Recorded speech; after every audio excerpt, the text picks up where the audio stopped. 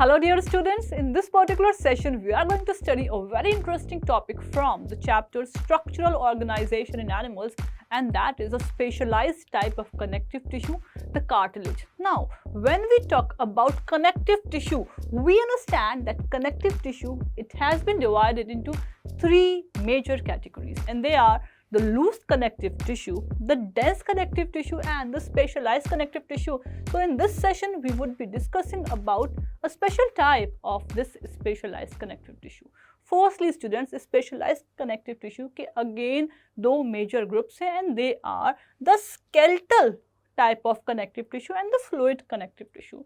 अब इन्हें स्पेशलाइज क्यों कहा गया है? क्योंकि इनमें कुछ स्पेशल टाइप का मैट्रिक्स देखा जाता है.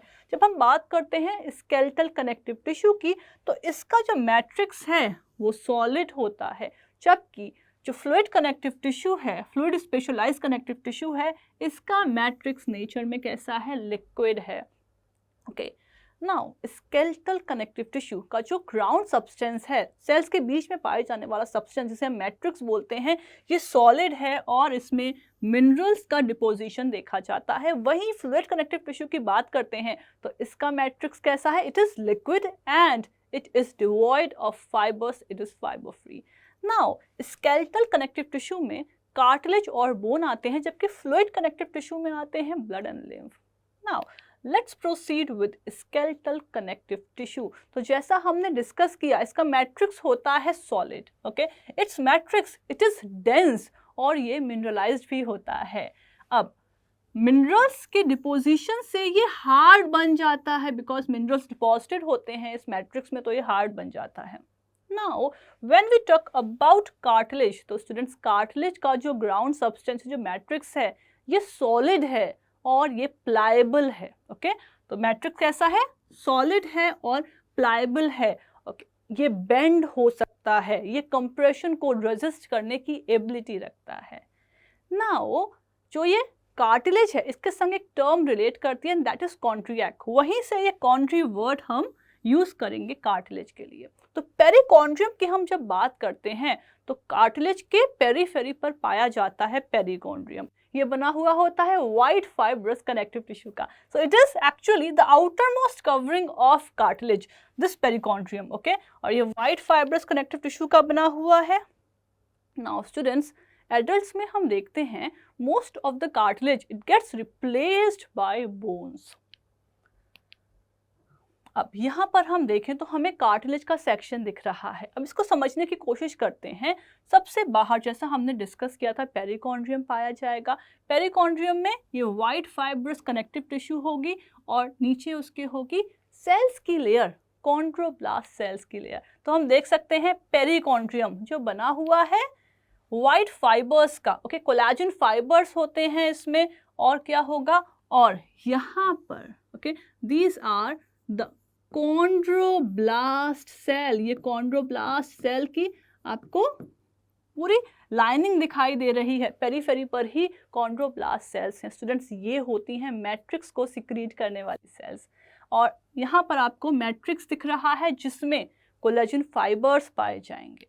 Okay, what else we can see in the matrix? हमें यहाँ स्पेसेस दिख रही हैं, and these spaces they are the lacunae. ये स्पेसेस जो हैं इन्हें कहा जाता है लेक्यूने, और इन लेक्यूने के अंदर होती हैं कार्टिलेज की सेल्स. ओके, जिन्हें कॉन्ड्रोसाइट कहा जाता है. अब एक लेक्यूने में 1 सेल हो सकती है, 2 हो सकती हैं, 3 हो सकती हैं, 4 हो सकती हैं. तो 1 to 4 सेल्स होती हैं एक लेक्यूने के अंदर. ना जब हम बात करते हैं इस कार्टिलेज के फंक्शन की, तो this forms a supportive tissue. ये बॉडी को सपोर्ट देने का काम करती है. ओके, अब किन किन लोकेशन पर बॉडी में कार्टिलेज पाया जाता है? तो नोज के टिप पर पाया जाता है, ईयर के आउटर ईयर के जॉइंट्स में ये पाया जाता है. इंटरवर्टिब्रल डिस्क वो भी कार्टिलेज की बनी हुई है ना. लिम्स में, हैंड्स में लेग्स में वहाँ पर भी ये पाए जाते हैं. Okay, now we will be talking about the different type of cells related with cartilage. तो अभी हमने डिस्कस करी chondroblast cell, chondrocyte cell. Okay, apart from this एक और तरह की सेल हम डिस्कस करेंगे, द कॉन्ड्रोक्लास्ट सेल. सबसे पहले हम बात करते हैं इन कॉन्ड्रोब्लास्ट सेल की. Now these chondroblast cells, actually these are the cartilage producing cells. ये cells cartilage को produce करती हैं. ये active cells होती हैं, ये divide करती हैं, ये matrix ground substance produce करती हैं और ये chondrocyte भी form करती हैं. Okay. इनका अरेंजमेंट हमने देखा था, पेरिफेरली ये अरेंज्ड होती हैं. अब और हमने देखा कॉन्ड्रोसाइट सेल भी कार्टिलेज में पाई जाती हैं. ये जो कॉन्ड्रोसाइट सेल हैं ये छोटी छोटी स्पेसेस में होती हैं, छोटी छोटी कैविटीज में, जिन्हें लक्यूना कहा जाता है. ओके, नाउ कार्टिलेज को डिस्ट्रॉय करने वाली जो सेल है that is the chondroclast cell. Chondro word हम जानते हैं अगेन कार्टिलेज से रिलेट करता है, और क्लास्ट अगर किसी सेल के आगे लगाए तो यूजुअली देखा जाता है वो डिस्ट्रक्शन करने वाली सेल्स होती हैं. नाउ यहाँ पर हम देख सकते हैं सेक्शन कार्टिलेज का, तो हमें क्या दिख रहा है, मैट्रिक्स, मैट्रिक्स के अंदर कोलेजन फाइबर और लेक्यूने में placed chondrocyte type of cell. Okay, now we will be discussing about the different type of cartilaginous tissue. Cartilaginous tissue के भी अलग अलग टाइप्स पाए जाते हैं बॉडी में, and some important types here are the hyaline type of cartilage, the fibrous cartilage and the calcified cartilage. अब fibrous के भी टाइप होते हैं डिपेंडिंग अपॉन किस तरह के फाइबर्स वहाँ अबंडेंस में हैं, अच्छी क्वांटिटी में हैं. तो they are the elastic cartilage and the white fibrous cartilage.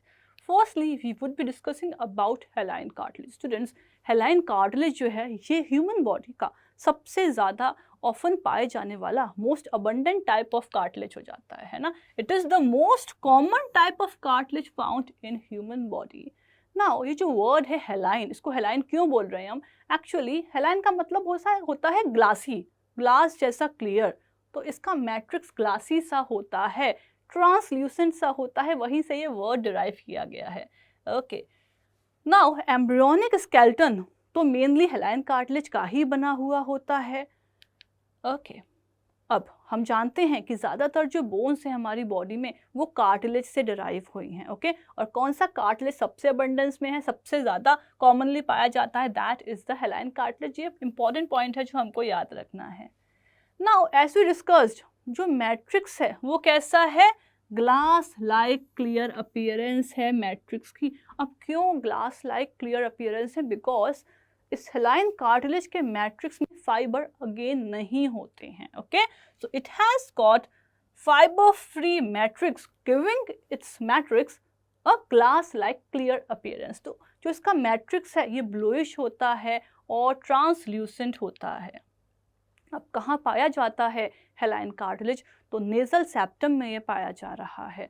जब हम रेस्पिरेटरी ट्रैक्ट को देखते हैं, ट्रैकिया है, ब्रोंकाई हैं, तो वहाँ पर जो सी शेप की कार्टिलेजिनस रिंग्स होती हैं जो कि इंश्योर करती हैं कि जब लो प्रेशर कंडीशंस क्रिएट हो रही हैं अंदर, उस वक्त ये जो ट्रैक्ट है ये इंटैक्ट रहे, कहीं वॉल्स कोलैप्स ना कर जाएं. तो ये जो सी शेप की कार्टिलेजिनस रिंग्स हैं ये भी इस हेलाइन कार्टिलेज की ही बनी हुई हैं. अपार्ट फ्रॉम दिस, जो लैरिंग्स है उसमें भी बहुत ज़्यादा मात्रा में, अच्छी खासी मात्रा में हेलाइन कार्टिलेज पाया जाता है. साथ ही जो रिब्स हैं, रिब्स अटैच होती हैं स्टर्नम से, वहाँ पर जो कार्टिलेज पाया जाता है, तो कोस्टल कार्टिलेज, वो भी हेलाइन कार्टिलेज ही है. Apart from this, articular cartilage जो होता है, जो बोन्स के एंड पर पाया जाता है, वो भी हेलाइन होता है नेचर में. So we discussed about the examples. Let's check out by help of this image. तो हमें यहाँ दिख रहा है सी शेप रिंग्स जो हैं ट्रैकिया की, ब्रोंकाई की, वो हेलाइन कार्टिलेज की बनी हुई हैं. एक्सटर्नल पार्ट ऑफ रिब, अब हमें दिख रहा है रिब केज और ये रिब का ये एक्सटर्नल पार्ट, ये कैसे स्टर्नम से अटैच हो रही हैं, कोस्टल कार्टिलेज के हेल्प से, जो कि कैसा है नेचर में, जो कि नेचर में हेलाइन होता है. Okay, now another type of cartilage and that is the elastic cartilage. तो नाम ही कह रहा है इलास्टिक, मतलब यहाँ इलास्टिन फाइबर्स तो होने ही वाले हैं. ओके, तो इसके मैट्रिक्स में हम देखते हैं येलो इलास्टिन फाइबर्स पाए जाते हैं अच्छी क्वांटिटी में. नाउ ये हाईली फ्लेक्सिबल कार्टिलेज होता है. जब इलास्टिसिटी है, जब इलास्टिन फाइबर्स हैं, तो ये कैसा होने वाला है, ऑफ कोर्स ये फ्लेक्सिबल होने वाला है. ओके, नाउ इसके एग्जाम्पल्स, तो इसके एग्जाम्पल्स होते हैं, ये देखिए इस पर्टिकुलर इमेज से हम समझेंगे ईयर का पिन्ना. हम इसको कैसे अपने कान को हम चाहे तो मूव करा सकते हैं, ऑफ कोर्स मैनुअली हाथ से। तो उसकी शेप को हम मैनुअली थोड़ा सा चेंज कर सकते हैं और फिर छोड़ेंगे तो अपनी ओरिजिनल शेप पर लौट आएगा, क्योंकि उसमें इलास्टिसिटी है। ओके, सो ईयर पिन्ना पे ये पाया जाएगा, टिप ऑफ नोज पे पाया जाएगा, साथ ही लैरिंक्स के रिलेशन में भी हम इसको देखते हैं।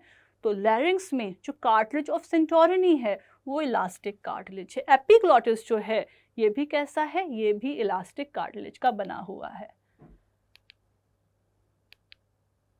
नाउ स्टूडेंट्स, हम जानते हैं स्टैचियन ट्यूब जो कि मिडिल ईयर को फेरिंग्स से, नेसोफेरिंग्स से कनेक्ट कर रही होती है, ये स्टैचियन ट्यूब की जो वॉल हैं ये भी इस इलास्टिक कार्टिलेज की बनी है। Now another type of cartilage and that is the white fibrous cartilage. अब जैसे नाम बता रहा है वाइट फाइब्रस कार्टिलेज, तो इसका मतलब यहाँ वाइट फाइबर्स, कोलेजन फाइबर्स तो अबंडेंस में होने वाले हैं, और जहाँ वाइट फाइबर्स होते हैं तो वहाँ स्ट्रेंथ भी होती है, क्योंकि वाइट फाइबर्स स्ट्रेंथ प्रोवाइड करते हैं, स्ट्रॉन्गेस्ट कार्टिलेज होते हैं ये हमारी बॉडी के। नाउ वाइट फाइब्रस कार्टिलेज जो है यहाँ पर हम देखते हैं कि पेरिकॉन्ड्रियम नहीं है। क्यों नहीं है? क्योंकि जो वाइट फाइब्रस कनेक्टिव टिश्यू है वो कार्टिलेज में कन्वर्ट हो चुकी है। ओके, इसलिए यहाँ पेरिकॉन्ड्रियम नहीं दिखाई देता। अब जैसा हमने डिस्कस किया, मैट्रिक्स में कोलेजन फाइबर्स बहुत अच्छी मात्रा में है और ये बॉडी का सबसे स्ट्रॉन्ग कार्टिलेज है। अब ये स्ट्रॉन्ग कार्टिलेज कहाँ पाया जाता है? तो स्टूडेंट्स, जो प्यूबिक बोन्स हैं उनके बीच में। Okay, it's forming the pubic symphysis. So here we can see between these pubic bones, ये pubic symphysis form कर रहा है। Apart from this, जो vertebral column के adjacent vertebrae हैं उनके बीच में जो intervertebral disc है वो भी यही है, white fibrous cartilage की बनी हुई है। ओके, तो कितने तरह के मूवमेंट्स हम करते हैं जिसमें वर्टिब्रल कॉलम का मूवमेंट हो रहा होता है, तो जो जर्क्स आ रहे होते हैं, ओके, जो शॉक होते हैं, वो ये पर्टिकुलर स्ट्रॉन्ग कार्टिलेज बियर कर लेता है। Now another type of cartilage and that is the calcified cartilage. अब यहाँ आपको याद रखना है, कैल्सिफाइड कार्टिलेज जो है ये हेलाइन कार्टिलेज का ही मॉडिफिकेशन है। यहाँ पर क्या हो रहा है? यहाँ पर कैल्सिफिकेशन हो रहा है, कैल्शियम का डिपोजिशन हो रहा है। तो ये मॉडिफाइड हेलाइन कार्टिलेज है। अब इसका मैट्रिक्स हार्ड है। ओके, व्हाइट फाइब्रस में हमने कहा स्ट्रॉन्ग मैट्रिक्स, और यहाँ हमने क्या कहा? हार्ड मैट्रिक्स है। अब मैट्रिक्स हार्ड क्यों है? क्योंकि मिनरल्स का डिपोजिशन हो गया। Okay, so the matrix of this cartilage it becomes hard like that of bones. Why? Because of deposition of calcium salts. Calcium salts के डिपोजिशन की वजह से hence it is the hardest cartilage. Now calcium salts जो हैं ये deposit होते हैं in the form of hydroxyapatite. ये आपको अच्छे से याद रखना है। लोकेशन कहाँ पाया जा रहा है? ये कैल्सिफाइड कार्टिलेज तो जो ह्यूमरस है उसके हेड में, जो फीमर बोन है उसके हेड में ये पाया जाता है। अपार्ट फ्रॉम दिस, फ्रॉग का जो पेल्विक गर्डल है, ओके, वहाँ जो प्यूबिस है वो भी इस पर्टिकुलर कार्टिलेज से फॉर्म हुई है, ये आपको याद रखना है। Now some question student. First question for us, glass like cartilage कौन सा है? तो हमने पढ़ा था हेलाइन कार्टिलेज जो है, यहाँ ऑप्शंस दिए हेलाइन, फाइब्रस, कैल्सिफाइड, इलास्टिक। हमने देखा था क्योंकि उसका जो मैट्रिक्स है, हेलाइन कार्टिलेज का मैट्रिक्स ग्लास जैसा क्लियर होता है, फाइबर फ्री होता है, ट्रांसल्यूसेंट सा होता है, तो उसको कहते हैं हम हेलाइन कार्टिलेज को, glass like cartilage. Now next, eustachian tube को कौन सपोर्ट करता है? ये भी हमने पढ़ा था। ओके, तो ऑप्शंस है elastic cartilage, white fibrous cartilage, calcified cartilage, hyaline cartilage. So students, eustachian tube को सपोर्ट करता है elastic cartilage. Okay, now which of the following is incorrect statement about cartilage? कुछ ऑप्शंस दिए हैं और हमें गलत स्टेटमेंट ढूंढना है कार्टिलेज के रिगार्डिंग। तो they are saying cartilage producing cells they are arranged on periphery of cartilage known as chondroblast। बिल्कुल सही स्टेटमेंट है, ऐसा ही होता है। Next, chondroblast they are active cells and divide to form chondrocytes and synthesize matrix। बिल्कुल सही, chondroblast ऐसा करती हैं, डिवाइड करके वो chondrocyte फॉर्म करती हैं और ये क्या कर रही है? मैट्रिक्स भी सिक्रीट कर रही हैं। इलास्टिक कार्टिलेज सबसे कॉमन कार्टिलेज है, बिल्कुल गलत। हेलाइन कार्टिलेज बॉडी का सबसे कॉमन कार्टिलेज है, so this is the incorrect statement। Now, white fibrous cartilage, it is the strongest cartilage, बिल्कुल सही। Okay, so students, if you find such questions, I'm sure you can solve them very easily now. Thank you.